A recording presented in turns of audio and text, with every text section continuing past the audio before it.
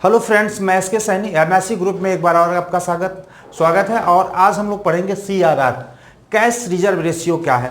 कुछ बच्चों का डिमांड था, सर कैश रिजर्व रेशियो क्या है, बार बार आप कहते हैं, उसे बता दें तब आगे चलेंगे। ठीक है, कोई बात नहीं, आपको इसके बारे में बता दिया जाएगा। देखिए, रिजर्व बैंक ऑफ इंडिया की स्थापना 1 अप्रैल 1935 को हुई थी, आप लोग जानते हैं।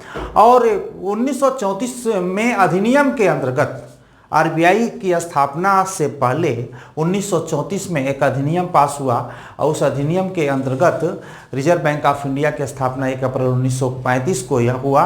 तो 1934 अधिनियम के अंतर्गत डिमांड डिपॉजिट का 5% और टाइम डिपॉजिट का 2%, यानी अगर ये बैंक है, मान लीजिए बैंक कमर्शियल बैंक है, ये बैंक है, जैसे हम एसबीआई की बात कर लें, और ये रिजर्व बैंक है। ये कौन सा बैंक है?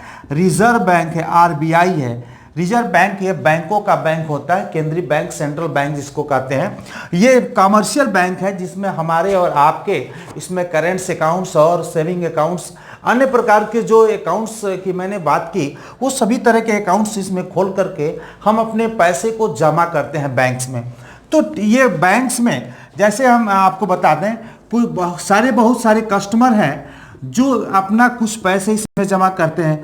कुछ ऐसे संस्थान हैं वो भी अपना यहाँ पे पैसे जमा करते हैं, सेविंग अकाउंट, करेंट अकाउंट, जैसा जिसको जिस तरह की अकाउंट की ज़रूरत पड़ती है उस अकाउंट्स के माध्यम से अपने पैसे इसमें जमा करते हैं।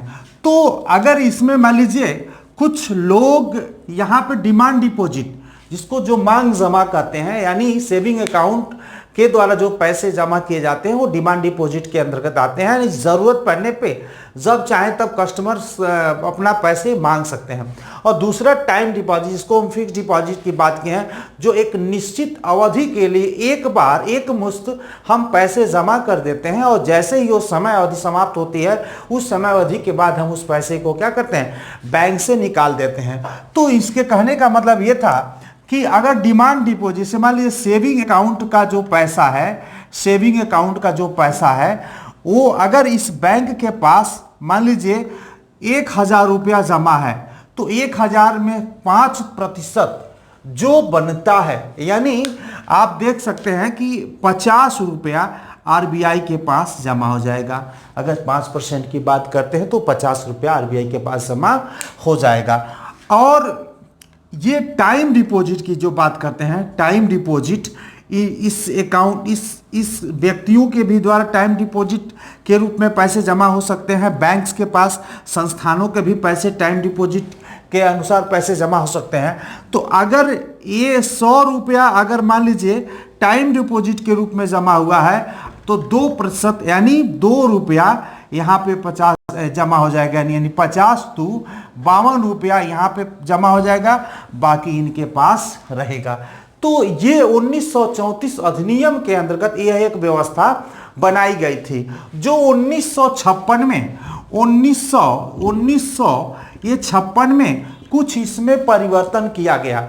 जो टाइम डिमांड डिपॉजिट को 5 से 20% कर दिया गया, यानी हम यहाँ कह सकते हैं 1956 में अगर कह सकते हैं तो डिमांड और डिपॉजिट के रूप में जो है 5 से 20%, यानी 5 से 20% के रूप में यहाँ पे जमा होने लगा आरबीआई के पास। और टाइम डिपॉजिट का, जो टाइम डिपॉजिट का था, टाइम डिपॉजिट का वो 2% से, वो टाइम डिपॉजिट का 2% से 8% के बीच, 8% के बीच रिजर्व बैंक ऑफ इंडिया के पास जमा होने लगा। जैसे मैंने कहा 5 से 20 में अगर 5% रख दिया या 15% रख दिया, तो अगर 1,000 यहाँ पे जमा है तो 15 दहा में, यानी 150 रुपया यहाँ पे जमा करना होगा। अगर 2 और 5, 8 के बीच में अगर 5% गवर्नमेंट आरबीआई ने रखा है, तो यहाँ टाइम डिपॉजिट का 5% का अगर 100 रुपया है तो आप 10 रुपया यहाँ पे जमा होगा, यानी 160 रुपया जमा होगा, बाकी इनके पास होगा। तो इस तरह से हम देखें कि 1934 अधिनियम के अंतर्गत डिमांड डिपॉजिट का 2% और टाइम डिपॉजिट का डिमांड डिपॉजिट का 5% और टाइम डिपॉजिट का 2%, और 1956 में यह कुछ रूल चेंज करके डिमांड डिपॉजिट 5 से 20% कर दिया गया और टाइम डिपॉजिट 2 से 8% कर दिया गया। लेकिन सितंबर 1962 में एक अधिनियम में संशोधन किया गया जिसमें 3 से 15% के बीच CRR को रखने का काम किया गया, जिसके अंतर्गत डिमांड डिपॉजिट और टाइम डिपॉजिट का उसमें कोई बंटवारा नहीं किया गया। जैसे आपको बता दें कि 1962 में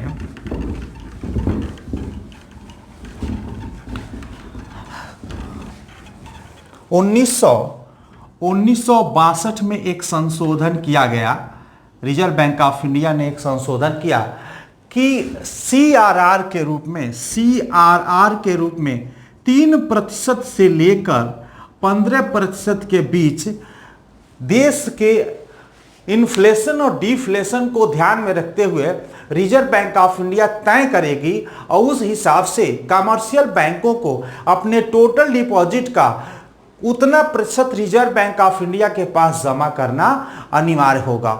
उसी को हम कहते हैं CRR, क्योंकि इसके पहले टाइम डिपॉजिट और डिमांड डिपॉजिट 2 भागों में बांट करके उसके पैसे रखे जाते थे। लेकिन 1962 से यह संशोधन किया गया कि 3 से 15%। अगर कोई पूछता है कि रिजर्व बैंक ऑफ इंडिया के द्वारा CRR का कैटेगरी क्या है, कहां से कहां न्यूनतम क्या है, अधिकतम क्या है, तो आप बताएंगे 3% से लेकर के 15% के बीच CRR को रखा जाता है। तो यहां पे हम एक समझने वाली बात समझ लेते हैं कि इन्फ्लेशन को कंट्रोल करने के लिए ये CRR का हम प्रयोग करते हैं, डिफ्लेशन को मैनेज करने के लिए भी हम CRR का प्रयोग करते हैं। हमने आपको बताया, जैसे मान लीजिए यह एक RBI है, ये RBI है, रिजर्व बैंक ऑफ इंडिया है, बैंकों का बैंक है। जितने शेड्यूल बैंक्स हैं, अनुसूचित बैंक हैं, वो सभी बैंकों को CRR के रूप में इनके पास पैसे जमा करने पड़ते हैं। जैसे हम 2-4 बैंकों का उदाहरण बना के देते हैं यहाँ पे।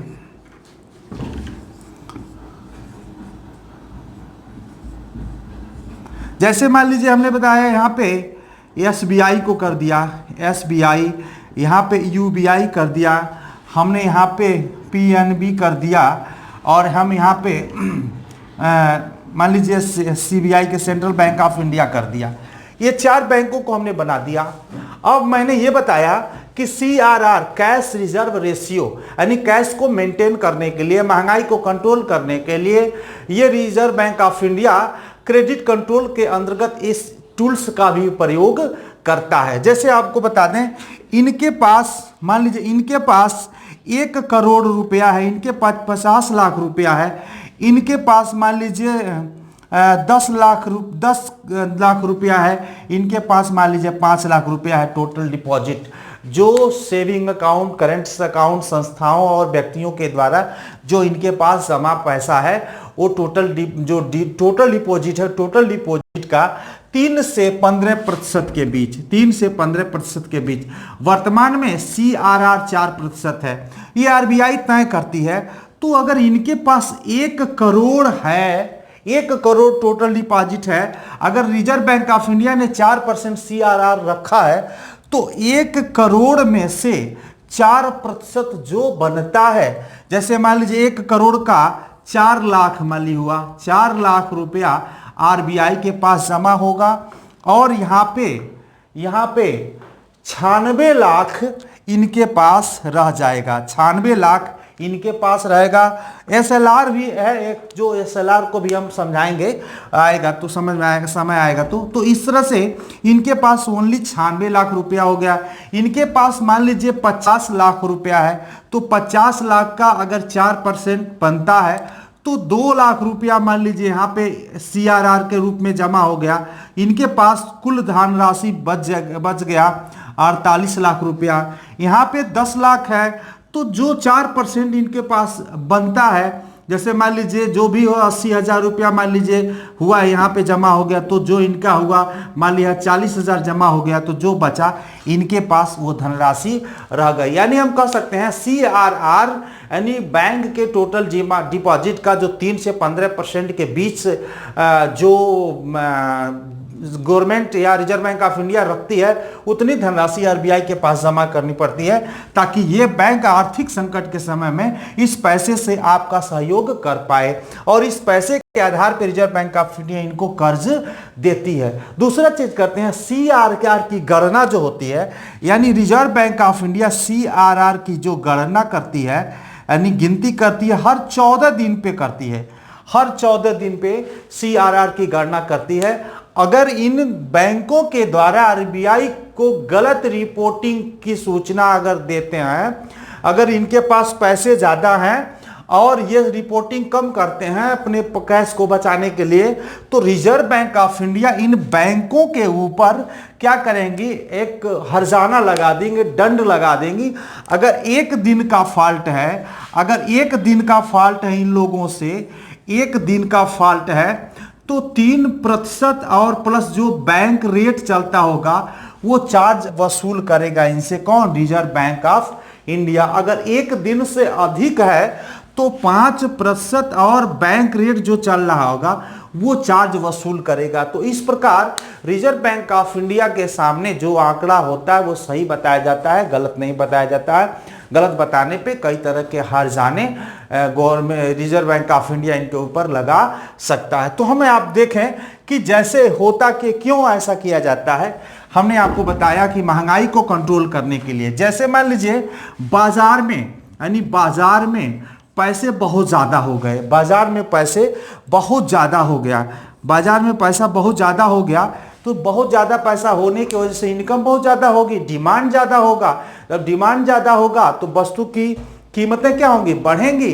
तो महंगाई बढ़ गया, तो महंगाई बढ़ गया तो एक सामने बड़ी समस्या हो जाएगी। तो रिजर्व बैंक ऑफ इंडिया क्या करती है, बाजार से पैसे को इस सीआरआर टूल्स के माध्यम से सोखने का काम करती है। तो क्या करती है, सीआरआर को बढ़ा देती है। जैसे आप सीआरआर मान लीजिए 4% था, तो 4% 10% कर दिया, यानी सीआर क्या हो गया? बढ़ गया, सीआरआर बढ़ गया। तो सीआरआर जब बढ़ जाएगा तो ये यहाँ पे जो मान लीजिए 1 करोड़ का यहाँ पे 4 लाख रुपया रखते थे, अब 10% हो गया तो 1 करोड़ का यहाँ पे क्या करेंगे? 10 लाख रुपया रखेंगे। यहाँ पे 2 लाख रुपया रखते थे, अगर ये 10% हो गया तो यहाँ पे 5 लाख रुपए यहाँ पे रखेंगे। यहाँ पे मान लीजिए ऐसे ही सबका रेशियो क्या हो जाएगा? बढ़ जाएगा। तो यहाँ पे अगर 10 लाख हम निकाल देते हैं तो मात्र बचेगा यहाँ पे 90 लाख। तो पैसे इनके पास कम हो जाएंगे, तो बाजार में पैसे कम देंगे तो इनकम कम होगा, कम होगा तो डिमांड कम होगा, जब डिमांड कम होगा तो महंगाई क्या हो जाएगी? कम हो जाएगी। तो इस तरह से हम देखते हैं कि रिजर्व बैंक ऑफ इंडिया ये महंगाई को कंट्रोल करती है। अगर बाजार में पैसे कम हो गए, ये भी काम होता है कि बाजार में पैसे कम हो गई, पैसे कम होने की वजह से इनकम कम हो गया, बहुत सारी समस्याएं उत्पन्न हो गई। तो रिजर्व बैंक ऑफ इंडिया क्या करती है, फिर 10% से ये सीआरआर को क्या करती है? कम कर देती है, 4% कर देती है। तो यहाँ पे 90 के जगह पे यहाँ पे इनके पास 96 लाख रुपया हो गया और यहाँ पे केवल 4 लाख रुपया जमा हो गया। तो इस तरह से बाजार में मुद्रा की मात्रा क्या हो जाती है? बढ़ जाती है। तो इस तरह से हम देखते हैं कि सीआरआर एक तरह से महंगाई को कंट्रोल करती है, और जो टोटल डिपॉजिट का रिजर्व बैंक ऑफ इंडिया के पास जो रिजर्व आरबीआई तय करती है उतना पैसे जमा करना पड़ता। अक्सर ये फ्राइडे को इस तरह के पैसे जमा किए जाते हैं, फ्राइडे से ही उसकी गणना की जाती है। कुछ हम आंकड़े आपको बता दें, 1973 में 5% सीआरआर था, 1989 में 15% और 90 में भी, यानी हम कह सकते हैं 1973 में ये 5% सीआरआर था और 1989 में ये 15% सीआर था और 1990 में भी 15% था और 38.5% ये एसएलआर था, स्टैट्यूटरी लिक्विड रेशियो था। तो 38 और 15% को हम जोड़ देंगे और जो बचेगा उतना ही बैंक के पास पैसा रह जाएगा, तो इंटरेस्ट क्या होगा? हाई होगा। इस तरह से हम कह सकते हैं 1993 में कुछ परसेंट इसका क्या कर दिया गया? कम कर दिया गया। 1994 में पुनः 15% कर दिया गया। 1994 में पुनः 15% सीआरआर कर दिया गया। पुनः 2001 में 8.25 कर दिया गया, 2001 में 8.25% कर दिया गया। यानी हम देखें CR हमेशा घटता है और बढ़ता रहता है। कुछ और है, 2010 में 6% कर दिया गया, 2010 में 6% कर दिया गया, 2010 में इसको और कम करके 6% कर दिया गया, 2012 में 4.7% कर दिया गया, 2012 में 4.7% कर दिया गया, और 2018, 19, 20 में हम देखें 2018, 19 और 20 में देखते हैं तो CRR अभी भी 4% पर रुकी हुई है, आप देख सकते हैं। यानी 15% अगर CRR देश में होगा, यानी यहाँ पे हम देख सकते हैं कमर्शियल बैंक है, अगर 100 रुपया इनके पास टोटल डिपॉजिट है तो 15% का मतलब 15 रुपया यहाँ पे RBI के पास क्या हो जाएगा, जमा हो जाएगा, इनके पास बच जाएगा केवल 85 रुपया। अगर 38 हम ये जोड़ दें तो यहाँ पे हम देख सकते हैं कि यहाँ पे 15 और 38 जोड़ दें तो 8 5 13 और 3 1 4 हो जाएगा, 3 1 4 ये हो जाएगा 74%। 8 5 13 3 1 15 और 38, हाँ 43% हो जाएगा, और 100 में से आप 43 घटा देंगे, जो बचेगा उनके पास वही धनराशि रह जाएगी। तो इस प्रकार जिनके अगर पैसे कम है तो उसकी रेट ऑफ इंटरेस्ट ज़्यादा होगा, पैसे ज़्यादा है तो रेट ऑफ इंटरेस्ट कम होगा। तो इस तरह से यहाँ पे अगर दोनों इस तरह से है तो लोगों में लोन लेने की क्षमता कम हो जाएगी, बाजार में पैसे कम हो जाएंगे। इस प्रकार CRR को पुनः क्या किया गया, घटाया गया, ताकि लोगों तक पैसे पहुंच सके, बैंक ज़्यादा से ज़्यादा पैसे गवर्नमेंट जनता में बांट सके, अपने पास कम पैसा रखे, क्योंकि पैसे जब CRR बढ़ा देंगे तो पैसे रिजर्व बैंक ऑफ इंडिया के पास चला जाता है। तो इस तरह से हमने देखा कम समय में, संक्षेप में ये CRR क्या है। नेक्स्ट आपको जो नेक्स्ट चैप्टर हम लेके आएंगे हम साख क्रेडिट इंस्ट्रूमेंट्स, उसी को हम लोग पढ़ेंगे, और ज़्यादा से ज़्यादा आप लोग इसे अपने मित्रों में शेयर करें, लॉकडाउन का फ़ायदा उठाएं, सब्सक्राइब करें और लाइक्स करें। कमेंट्स बॉक्स में जो हमारी कमियां हों उसे आप लिख सकते हैं ताकि हम उसमें सुधार कर सकें। Thank you.